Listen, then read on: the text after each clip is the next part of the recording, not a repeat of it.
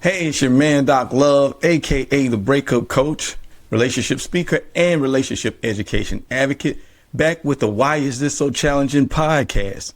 Now, as always, I am joined by my lovely host and also my beautiful wife, Lady Love. How are you doing today, Lady Love? I'm doing wonderful. How you doing? And how you guys doing out there? Yes, how you all doing? Because it's really about you. Yeah. So we're so happy that we're here with you again. Also, we're just so happy for all of the support, all the people that are just reaching out. They're sending messages. They're letting us know that they appreciate the content. And we definitely just love doing this and love giving you content. So we're going to keep doing this. Just join us. I'm telling you, we're going to keep bringing this. So just continue to stay with us. So today we're going to do a continuation of what we talked about last time, which we were talking about the 4 horsemen in relationship and how these 4 horsemen can really be a destroyer of your relationship if you allow them to be a part of your relationship. So I'm going to let Lady Love take over and we're going to get into this discussion. So, as you all know, and if you don't know, go back to the previous episode. We talked about the 4 horsemen. And the 4 horsemen, like you said, Dr. Love, are the destroyers of any relationship. And this is not just in a relationship between romantic partners. This is any relationship and friendship that you can have. Because those 4 horsemen are contempt, criticism, defensiveness, and stonewalling. We'll just do a really quick recap and go right into the solutions, because we are all about solutions. Exactly. We have enough people out there that talks about all the wrong things with love, all the wrong things in relationships and marriages. And so we come to you to offer the solutions. So we're going to start with the first one, which is contempt. And contempt is basically having a dislike for a person. After a while, resentment can cause a buildup of contempt for a person. The other thing is criticism, and it's just really being very judgmental and just constantly pointing out a person's flaws or what they're not doing right. And we know how frustrating that can be. Very frustrating. The third one is going to be defensiveness, and this is one that I'm very familiar with, because this is something that I have done over the course of years. And really the people who see it the most is my husband or people that are very close to me, and my siblings or my family members, because a lot of times this is a very deep childhood wound. And all of these things can be childhood wounds, mind you.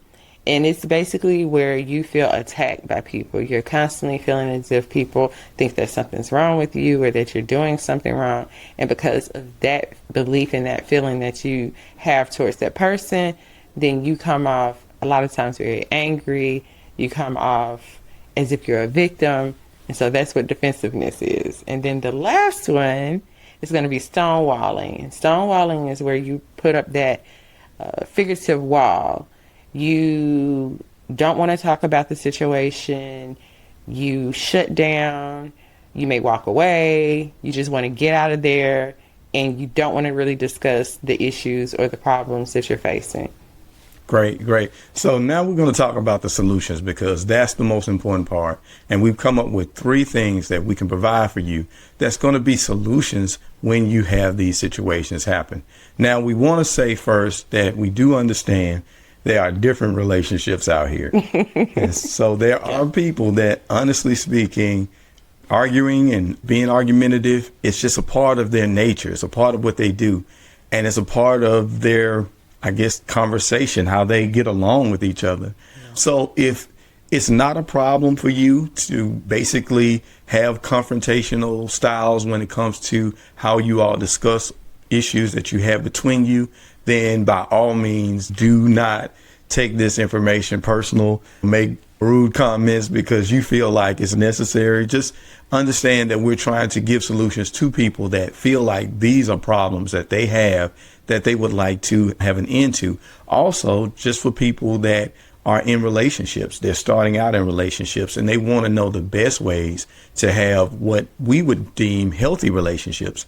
So they could be able to say, hey, without a shadow of a doubt, we know how to have discussions that makes sense without there being a lot of things happening that could be conflicting and hurting one of the other people that's involved in the conversation.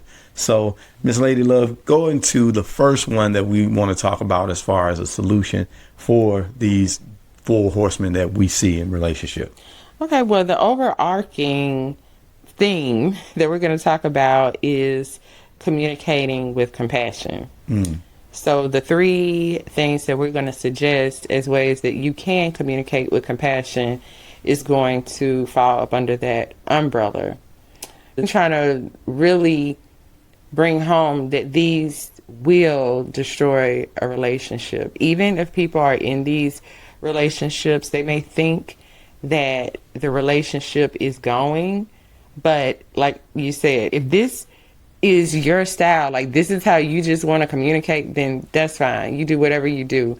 But there are a lot of people who may come from domestic violence situation households. Yes. And they are familiar with this type of communication, and they don't want this in their life. Exactly. Maybe this is a pattern that they've seen for so long till they feel like I really need help. Like, I don't even know how not to be defensive. And coming from childhood, I can truly attest to that. When you are in a situation where you're walking on eggshells and you're afraid, you don't want to continue to have this type of relationship. And so one of the first ways that you can communicate with compassion is first, just step away, just walk away for a moment. Every argument or every disagreement isn't for you to have to talk about the situation right then and there. Yes. And that is something that I used to do as well. Yeah. But I'm going to give you the psychology behind that. The reason why people do that, they want to resolve conflicts, is because they want to feel safe. If they've been in a situation where they have dealt with a lot of violence, arguments, or they feel very uneasy, they don't know what's going to happen from one moment to the next, they want to feel safe. And so they want to come to a conclusion immediately. I think you remember when we first got together, I did not like arguments. No. I saw arguments as being very negative. You have an argument that is negative. That's when true. Actually, an argument is one of the most beautiful things. I know this sounds crazy. It's one of the most beautiful things that you can have in a loving relationship. Because I didn't say cursing matches at each other. I didn't say throwing things. I didn't say using those four horsemen. I said having a disagreement or argument. Like just not agreeing with the same thing. And to argue doesn't necessarily mean that you have to raise your voice. It can be a back and forth. And so that's what I'm talking about when I'm saying arguing. So sometimes when a person is used to wanting to get the problem resolved right now, then and there, then it can put that other person in a position where they feel backed against the wall. Now I need you to think about a fight or flight response. Yes. When you're in a fight or flight response, the first thing is how can I get out of here? And so we know that when you are in that fight or flight response, I don't care if you get ran down by a dog or a lion or you're having an argument. If you feel attacked, your brain does not process at all. So when you're starting to argue, that's why people, they kind of get stunned and then they just start saying things. When a person feels attacked, then they say the next thing that they feel is going to attack that person. Because they're literally fighting at this point. Right. They're fighting to get out of this conversation. Exactly. So that's the first one. Exactly. And then I'm going to give the second one to Doc Love. The second one we talked about was having to do with just being compassionate about the other person's feelings and understanding and knowing that it's not just about you, it's about the other person that you're interacting with. Oftentimes, it's easy for us to feel like, okay, I want to get this over with now. I want to talk about this now. And that's great, but we have to think about the other person. One thing about relationship that is so important is you have two people coming together. And we have to understand that when you have that situation, that means that the two become one. it can't be just about what I need and what I want in every particular thing. We have to be mindful about the other person that we're with. So in wanting to have that relationship conversation right then and there at that moment, but the other person does not, now that creates a conflict. And we know we saw it even in our marriage early on, until we were able to come to a resolution of understanding that even though we may both want an answer right at that moment, we have to be mindful enough to say to the other, okay, I understand that the answer may not come immediately or right now. I have to be okay with letting you take a little time and just have a little space to yourself so you can also be able to process what's going on. And then we come back and we have a discussion or an argument about whatever it is, and we get to the bottom of it. Now, I do advocate that we do get to the bottom of it. That's part of the reason why we're doing this discussion in the first place, or this argument in the first place, is because we do not want that we're actually out here not resolving issues to be a part of what happens in our relationships. Right. We have to make sure that we do say, okay, I understand that we have a problem right now. I want to discuss it now. You want some time. I have to be mindful and compassionate enough to you to give you that time, but we are going to have this discussion.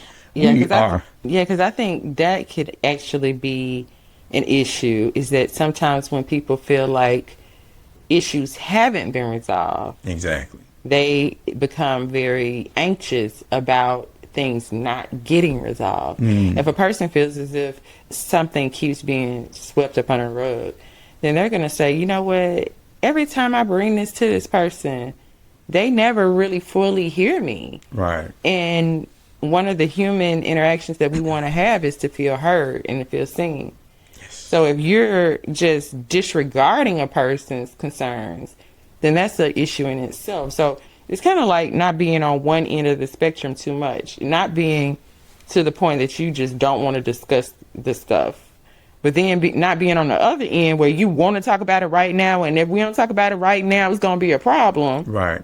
It has to be somewhere in the middle, or somewhere in that gray area, to say that we, like you said, have to step away for a moment, calm down, and then, like you say, value the other person's feelings. Like, one of the things that I learned and that we do in our relationship is your feelings are valued.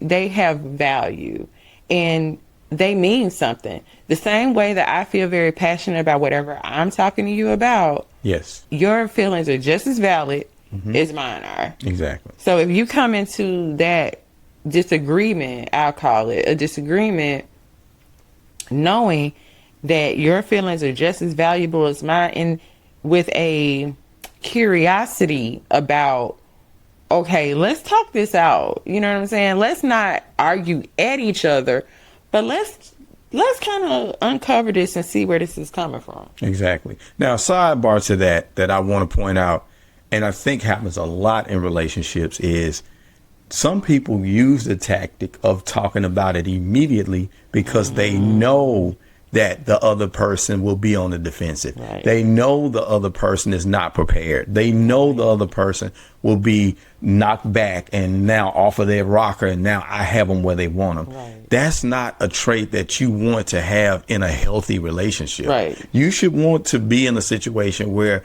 I don't want to stun my partner to the point that, oh yeah, I got them stammering and not able to figure out what to say or what to do. No, you want to show that I'm not trying to catch you off guard or trying to catch you in something or put your back against the wall so that I have the advantage. I like that. I kind of want to talk about that. Let's talk about that. Let's talk. That's what we're here for. What I love talking about is, like, are we fighting the problem or are we fighting each other? Exactly. Because to me, it just reminded me, when you said that, it reminded me of, like, oh, you're playing chess or you're playing a game with someone. Exactly. And in a relationship, we're supposed to be on the same team. Exactly. We're not supposed to be fighting each other.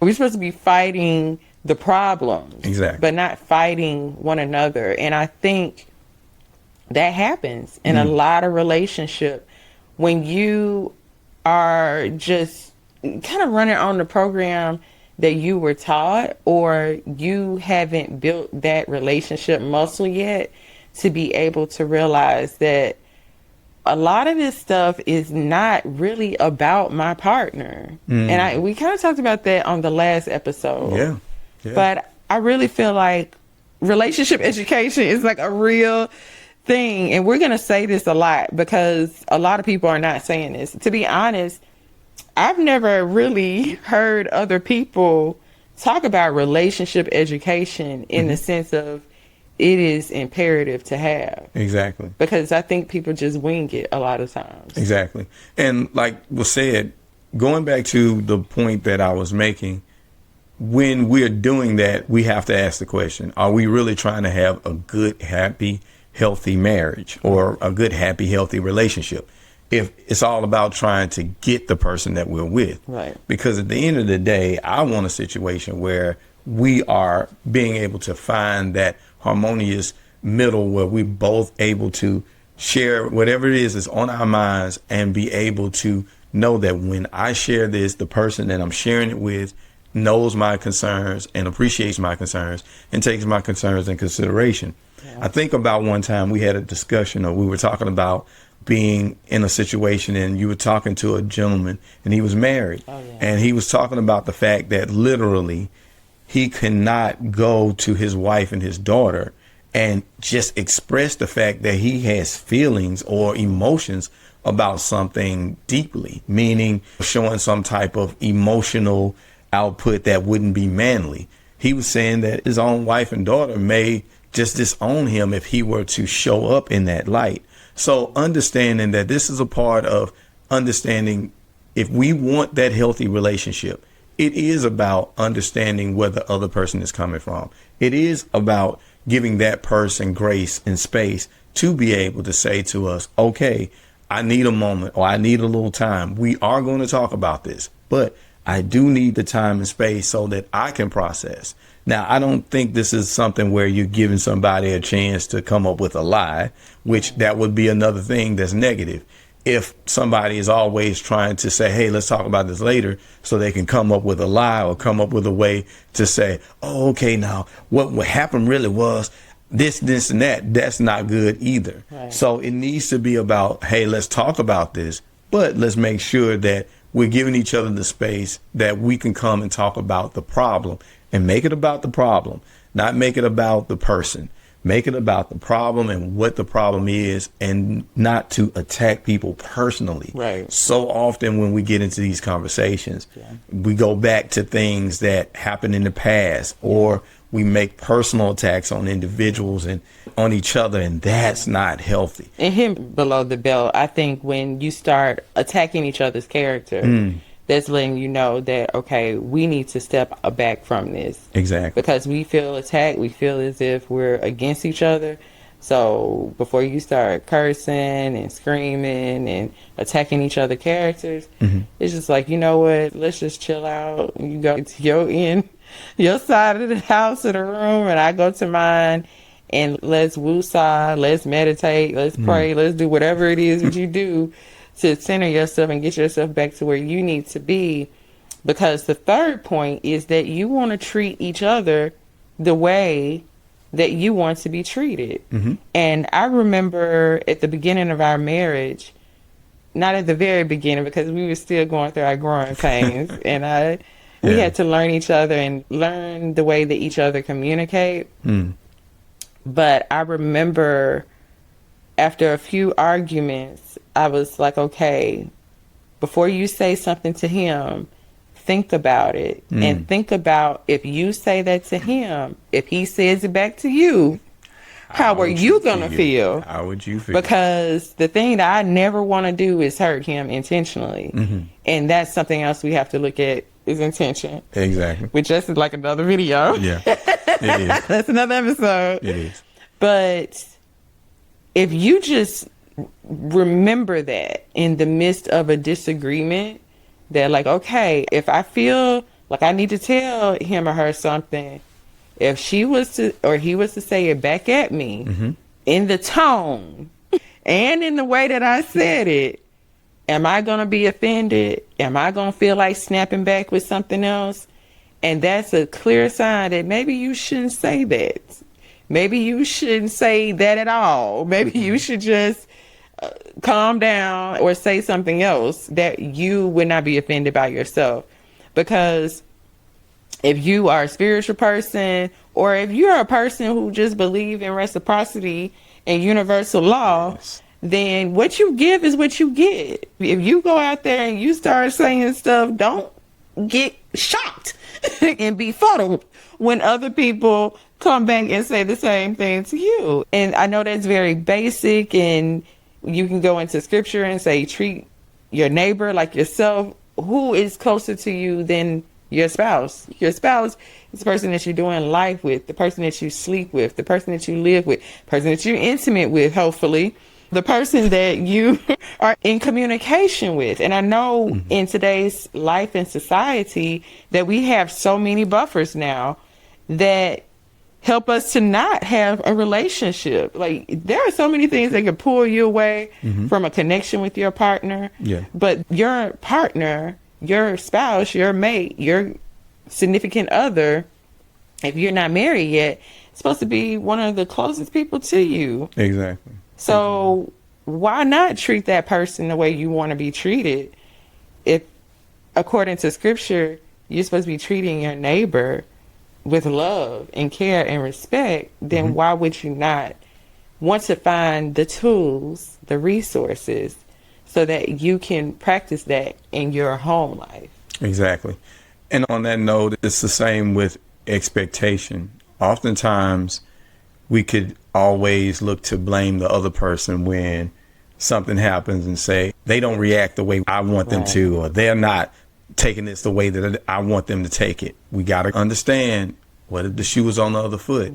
So we can always get defensive and say, oh, well, I want them to react this way and they're not. I want them to look at it this way, but they're not. But we have to understand, you're talking about another person that is the opposite sex, probably has a lot of experiences that differ from your experiences.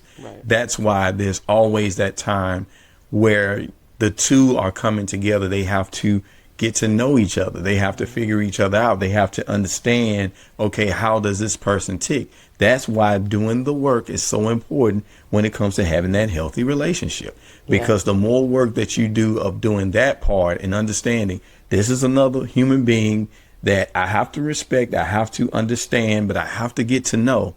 And it's okay, because the one thing about it is getting to know them is the beautiful part. And you never really stop getting to know them. You're going to always uncover things about them. So it's also understanding that in uncovering those things about them, this is just one of the phases or one of the things that you go through. Okay, what makes them mad, or what are we getting upset about? What are we really having these arguments about? One of the things my wife pointed out to me, and it really made me emotional, is we all know that one of the biggest things that's going on in relationship right now that's breaking up relationships and marriages is money. And we're at breakfast one morning and we're just talking about arguments and talking about money and how divisive those situations could be. And she looked at me and said, you know, we've never argued about money. And it like hit me like a brick, like, wow, we haven't. We've never argued about money.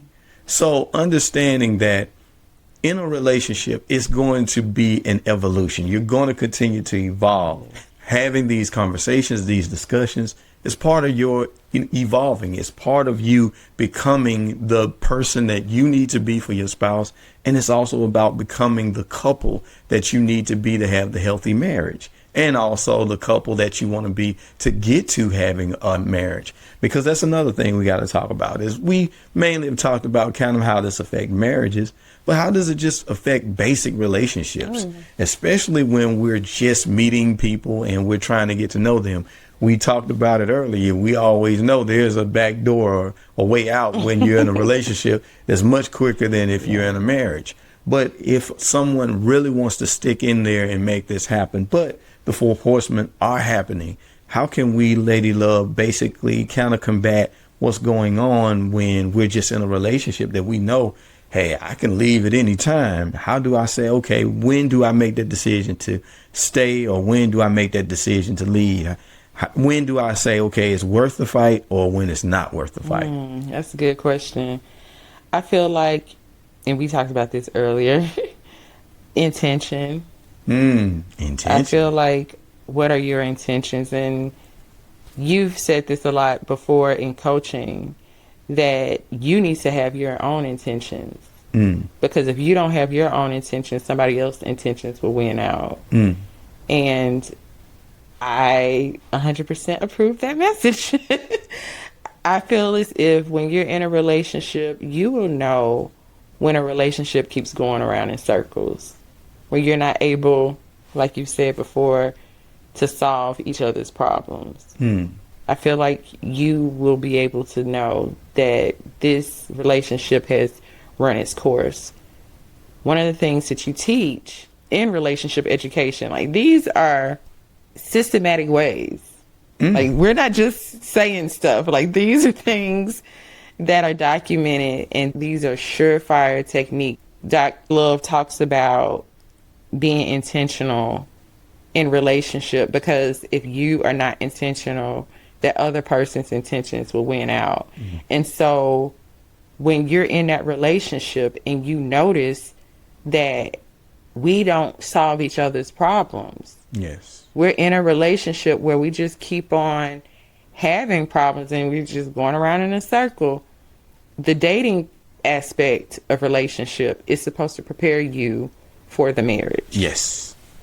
So once you are in the marriage, you should have obtained tools in those relationships to help you now to solve each other's problems. Exactly. So I'm basically taking your answer in relationship education. It's all good. It's all To good. answer this question. It's all good. It's all Is good. that you know that a relationship that has not led to marriage is basically ran its course when you cannot continue to solve each other's problems. Exactly. And as we were talking about, because this is so important, because this is really the foundation of any relationship, is we know it's going to be wonderful days. And it's so interesting to me. We talk about the wonderful days and, oh man, it's great. And we had a great time and all of that. And then there come those days that we're going to have those discussions or those tough talks, or we're going to have those times where everything didn't go well. And when we think about it, when we come to the end of it, what do we remember most? We remember those tough talks. We remember the conversations that didn't go well. We remember the bad things. And I found in relationship, and I think in life, we have way more good days and good conversations and just good activity in the relationship than we do bad. Yes. But guess what ends up winning out if that relationship ends? It's those bad days. You have more bad days. You have more. You don't have that many bad days. Right. But those bad days going to far outweigh the good days if you allow that. So my advice to anyone is to understand that there are going to be way more good days in a relationship than bad. If you want that relationship to continue, you're going to have to understand that, hey, these are the things that we want to focus on and get back to. Let's have those discussions that we need to have. Let's hash out whatever we need to hash out. Let's have whatever thing that we need to have as far as getting that bad discussion out of the way. Because if we do want to be with each other and we do want this relationship to work, we have to understand that it's going to be way more good days. And if we could just get past the humps of what goes on in life, then we can get back to enjoying those good days. Yeah. And I actually changed the definition of that in my life. I stopped calling them bad. I stopped calling arguments bad, because I used to be triggered by arguments. Right. Like, that was something that I did not want to have, was an argument. But now I don't see arguments that way. I see arguments, like, nobody's going to do cartwheels to have an argument, right? Nobody loves conflict. But I feel as if every disagreement that we've had, it helped me to see something new that I hadn't seen before, or it helped me to see another way to communicate with you, or for you to communicate with me. It gave me more clarity and understanding about what you need, and vice versa. So I think that's the thing too. It's the way that you look at conflict in a relationship or a marriage or any relationship. Right. That conflict can destroy a relationship if you're not able to come to common ground, or it can actually strengthen the relationship if you take from it what you're supposed to take from it. If you learn something, like people, a lot of times they're in a relationship and they were in a relationship for 2 years or so, and they thought it was going to lead to marriage or whatever, and they say, I wasted my time. Yes. And you already know what I'm going to say. Oh, yeah. It's not a waste of time if you learn from it. Exactly. Because this is something you said too, every relationship that you have is going to end. Please expound. Well, what I tell people is that every relationship that we're going to be in is going to end except one, and that's the one that leads to marriage. It's the one that leads to the long-term relationship. Think about it. Every relationship that you've ever been in is actually ended. Now, there's the question of, did we actually cut the cord? Did we actually end the relationship? Yeah. And that my wife could go into that, but every relationship is supposed to end because that allows you to be able to mourn that relationship, grieve that relationship, learn from that relationship, and move on to the next relationship, which should be better if we go through the process that we're supposed to go through. Right. But every relationship ends. It's a part of that process of getting ultimately to the one that doesn't end, if that's the process that we're at. So it's very important. And another thing that I want to point out, this is a bonus because we want to recap on the 3 things we talked about today, and we probably gave a couple of other things as well, which is good because that's what we do. But another bonus is, and this is very important to remember, and I hope everybody takes this into consideration, whether you're in a relationship or whether you're in a marriage, whether you're getting ready to get married or you're a newlywed, is the person that I'm with willing to have the discussions, to come to the conclusions and figure out what the solutions are. One of the things we talked about was the reason why relationships fail is because we're not able to resolve each other's problems. Well, not resolving each other's problems start with not addressing the problems, not willing to listen to whatever the problem is, or say, this is something I want to figure out so we can move on and move past this. These are the keys. These are the building blocks to why relationships work. As we said before, wanting to solve or resolve the problems, having that desire to say, no, this is important to you, it's important to me. Right. So let's have the conversation. I'm not going to figure out how to gaslight you or lie to you or come up with some scheme to worm out of it. Yeah. Let's have this conversation. Let's deal with this because I really want to be with you. Yeah. And that's the key. Yeah, are these people really wanting to have these conversations? If they care about you, if they love you, especially if it's a relationship or a marriage or whatever, they are going to want to have these conversations. They're going to want to get to the bottom of it. It might take a few conversations. Right. It may take a little time. Be okay with that. Understand that it may be something you might have to get a therapist or a relationship coach or somebody else to get involved because maybe you two can't hash it out. You just have 2 different views of how this thing goes. But at the end of the day, ultimately, does this person want to work out these issues and problems with me? Because that's when you know you're with the person that you're supposed to be with. Absolutely. Because life is going to life. And there are going to be issues and problems that come up. Yeah. Does this person want to work those out with me? Or are they wanting to run and hide or not deal with it or not discuss it? Even if it's because they have their own personal internal issues with discussion or with argument that may go back to childhood. As you said earlier in another episode, we're grown now. Yeah. We now need to figure out the tools that we need in order to make sure that we're doing what we need to do.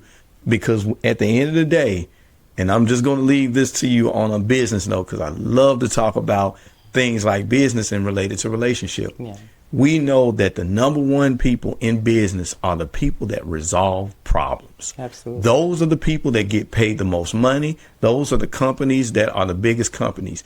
A company that resolves a problem for you is going to always do well. And it's the same in a relationship. The person that's going to be a problem solver as opposed to being a problem starter is going to be the person that's going to always have the healthier relationships. That's good. So good.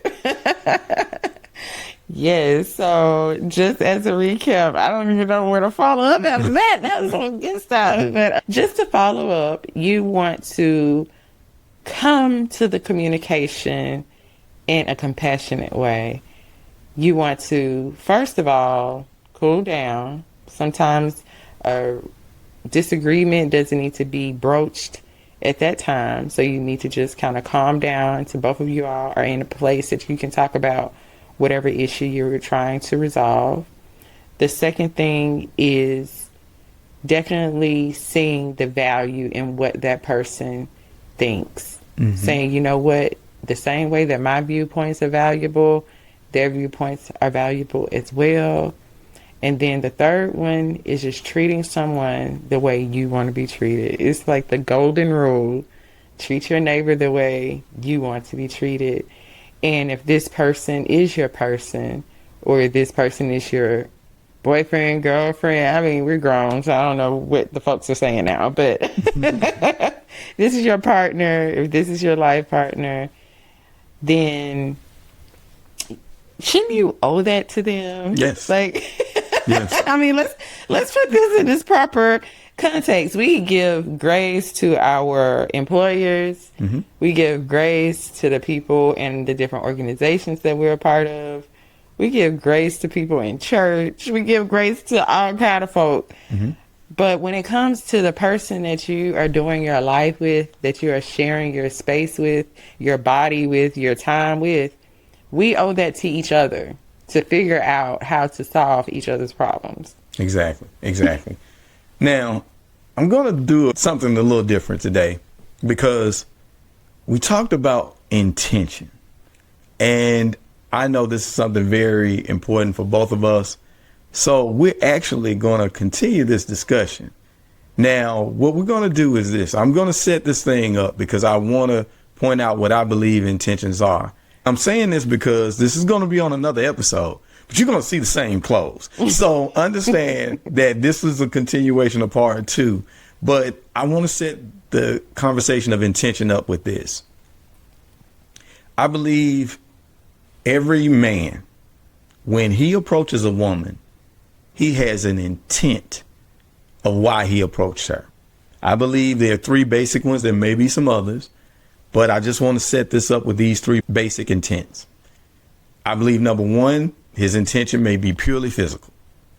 I just want to get with her because physically she's attractive to me and I just like how she looks.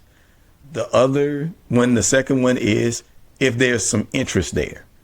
I see someone, she looks good, seems like somebody I would be able to get along with. Maybe a relationship could come out of this. I don't know.